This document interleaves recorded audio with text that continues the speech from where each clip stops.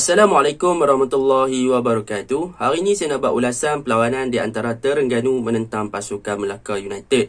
Yang mana pada perlawanan ni adalah perlawanan persahabatan sahajalah. Yang mana Terengganu berjaya menang 1-0 hasil jaringan daripada penalti Jordan Minto. Pada perlawanan ni boleh saya katakan Melaka mendominasi perlawanan dan ada beberapa percubaan yang mereka lakukan tetapi gagal dikonvert atau disudahkan. Manakala Terengganu pula mengambil pendekatan yang baharu, iaitu Coach Nafuzizin telah mengubah formation mereka kepada klasik formation yang dulunya terkenal dalam saingan bola sepak dengan formation 4-4-2. Yang mana formation ini boleh saya katakan kemungkinan besar Nafuzizin cuba untuk mencari bagaimana untuk menggandingkan antara Kepa dan juga Jordan Minto sekiranya diturunkan bersama.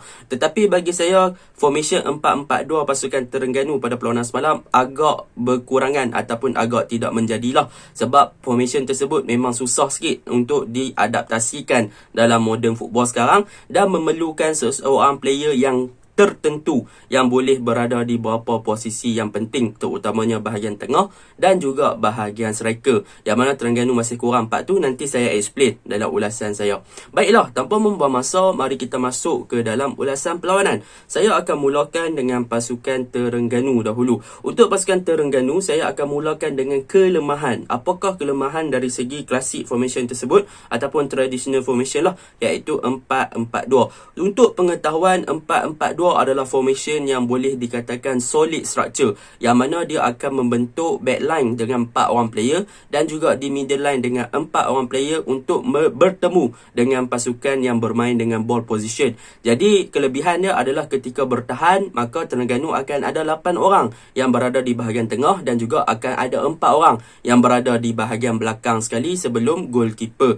Maka itu adalah kelebihan, dan kelebihan yang sama juga adalah ketika melakukan counter attack, yang mana akan ada lebih banyak player yang berada di hadapan, iaitu dengan 2 orang striker dan akan ada 2 orang winger di wide area dan ada seorang di attacking midfielder dan akan ada seorang yang bermain sebagai the destroyer. Itu sedikit sebanyak pasal formation 4-4-2. Akan tetapi apakah kekurangan Terengganu pada dalam menggunakan formation 4-4-2 ni pada perlawanan semalam?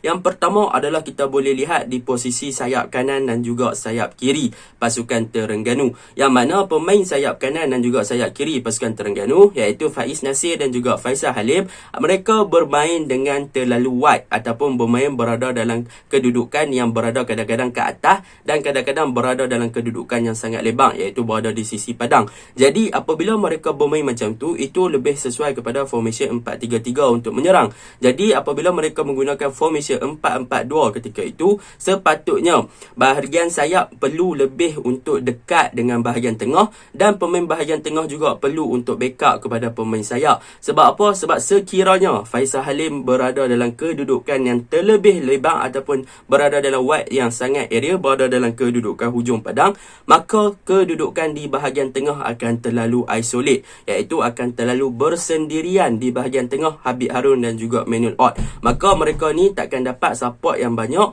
untuk memberi bola ke bahagian sayap ataupun ke bahagian tengah. Sebab apa? Mereka dah isolate dan terlalu jauh dengan posisi ataupun jarak antara pemain midfield dan juga pemain sayap. Itu yang menjadikan kelemahan pasukan Terengganu, yang mana mereka tak boleh nak bertindak sangat aktif di bahagian sayap pada perlawanan semalam disebabkan Habib Harun dan juga Manuel Ott berada jauh daripada pemain-pemain sayap dalam formation 4-4-2. Yang mana sepatutnya dalam formation 4-4-2 mereka perlu lebih dekat, perlu lebih compact dan perlu lebih menjaga posisi dan juga jarak antara satu sama lain untuk memastikan yang formation tersebut berhasil ketika melakukan counter ataupun ketika menyerang. Bahkan ketika bertahan, Terengganu juga perlu cepat untuk membentuk middle line dengan 4 orang. Tetapi pada perlawanan semalam kita boleh lihat yang mana apabila Terengganu diserang oleh pasukan Melaka, akan ada 4 defend dan hanya 3 midfield, iaitu Faiz Nasir, Habib Harun dan juga Manuel Ott yang berada di bahagian tengah. Yang mana Faisal Halim sering kali terlepas untuk berada dalam line tersebut. Sebab apa? Sebab beliau sering kali berada di wide area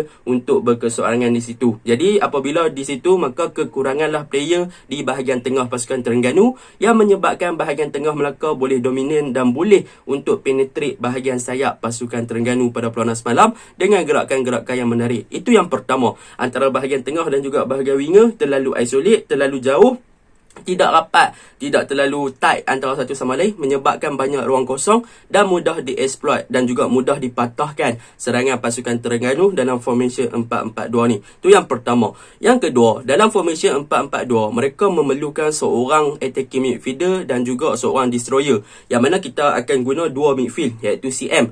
Tetapi pada perlawanan semalam boleh dikatakan apabila Habib Harun bermain sebagai the destroyer dan Manuel Ott lebih kepada attacking midfielder, tetapi kedua-dua player ni macam saya cakap, apabila bahagian tengah terlalu berkeseorangan, tak ada support, maka mereka berdua ni tak terlalu hidup, maka mereka akan membentuk dua orang di sini.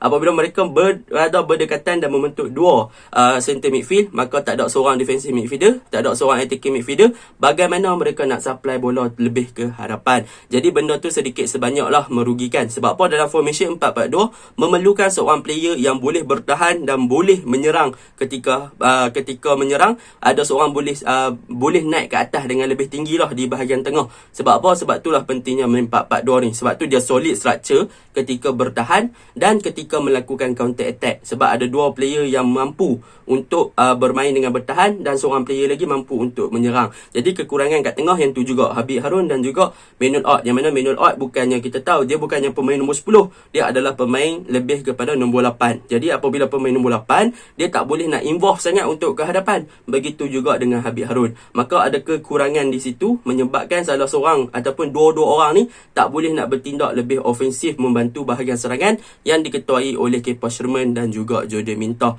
Manakala yang ketiga, apa yang saya nampak kelemahan Terengganu adalah di bahagian striker, yang mana mereka meletakkan Kepa Sherman dan juga Jody Minta pada perlawanan semalam, yang mana kedua-dua player ni adalah dua-dua player yang bermain sebagai true striker ataupun boleh dikatakan sebagai target man untuk setiap pasukan. Jadi dalam formation 4-2 dalam klasik football, apabila mereka bermain dengan 4-4-2, dua orang striker ni salah seorang adalah orang yang boleh sumbat ataupun boleh supply bola, yang mana dia boleh control ball, yang mana dia boleh supply bola kat kawan dia berada dalam kedudukan yang betul dan sebagainya. Manakala ada seorang lagi yang memang akan jadi the finisher, yang boleh jaringkan gol. Contoh saya bagi, waktu zaman MU ada Andy Cole dan Dyer York dan sebagainya tu, itu adalah gandingan yang mantap memang untuk 4-4-2. Tetapi untuk Kepa Sherman dan Jody Minta ni nampaknya macam tak ada keserasian sangat. Yang mana Kepa Sherman saya faham dialah yang akan bertindak untuk turun ke bawah, untuk hold ball, untuk pegang bola, untuk bawa bola pergi depan,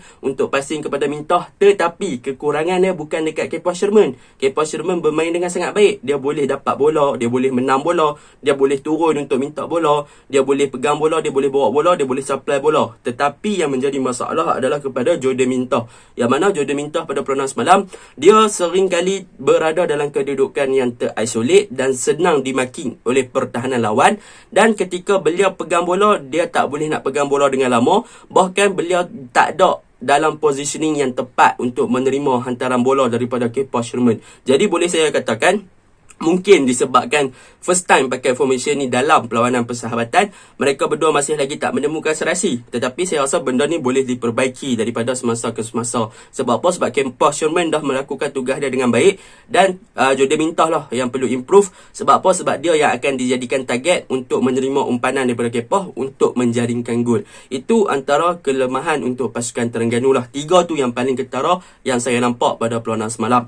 Okey, untuk kebaikan ataupun apa yang saya suka untuk pasukan Terengganu pada perlawanan semalam adalah mengenai bahagian defense mereka yang diketuai oleh Papa Dekite dan juga Syahrul Nizam, yang mana mereka bermain dengan sangat cemerlang lah untuk bahagian pertahanan, termasuklah dengan Arif Fazilah, yang mana saya boleh katakan Papa Dekite, Syahrul Nizam memang antara solid defense pada perlawanan semalam, bermain dengan sangat baik di bahagian centre back.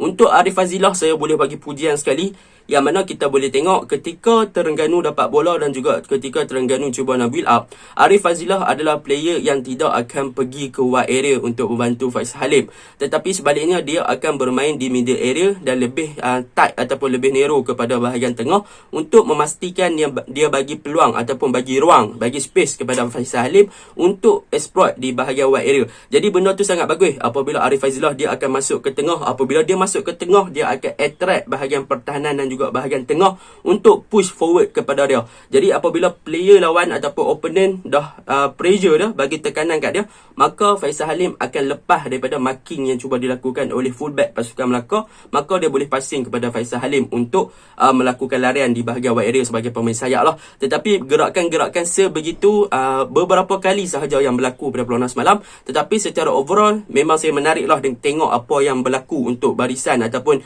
untuk bahagian kiri pasukan Terengganu yang diketuai oleh Arif Fazillah di bahagian kiri. Itu benda yang sangat menarik. Manakala untuk bahagian kanan, still lagi Azharul ataupun Azhar Azmi, mereka akan bermain dengan memang orang kata apa, memang corak permainan seorang right back lah, iaitu membuat overlapping dan sebagainya kan. Jadi benda tu tak ada apa-apa yang berlaku perubahan. Tetapi yang banyak berlaku perubahan adalah di bahagian kiri. Jadi secara overallnya, apa yang boleh saya katakan, Terengganu masih lagi mencari keserasian kalau menggunakan formation 4-4-2. Sebab apa? Sebab 4-3-3 mereka dah okey. Jadi 4-4-2 ni kemungkinan klasik football mereka perlu, macam saya cakap tadi, kelemahan-kelemahan tu perlu diperbaiki. Sekiranya mereka betul-betul nak menggandingkan Jordan Mintoh dan juga Kepa Sherman sebagai dua orang striker. Jadi itu untuk Terengganu.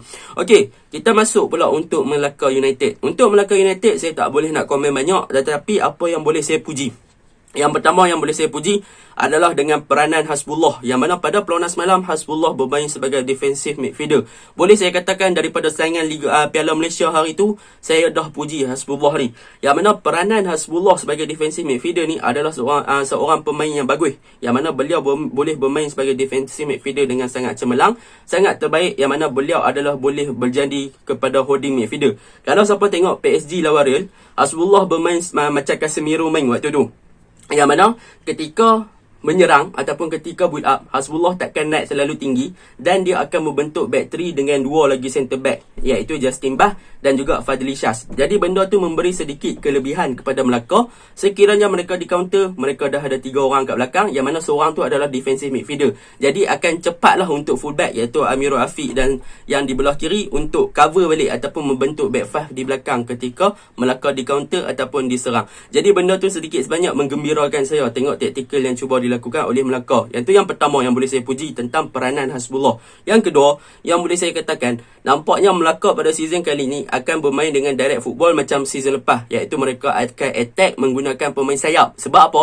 Sebab Melaka ada pemain individu ataupun pemain yang mempunyai individual skill yang sangat bagus, individu quality yang sangat bagus dari segi dribbling dan juga ball position, ball control dan sebagainya.